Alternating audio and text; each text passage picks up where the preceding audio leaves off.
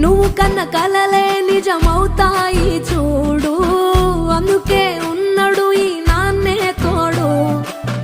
దశరథ మహారాజే నాన్నై పుట్టాడు, నువ్వు రాముడంత ఎదగరనేడు. చరితలు ఎన్నడు చూడని మమతల గూడే వీధిరో, సంపద అంటే ఏదో కాదురో, ఇంతకు మించి అది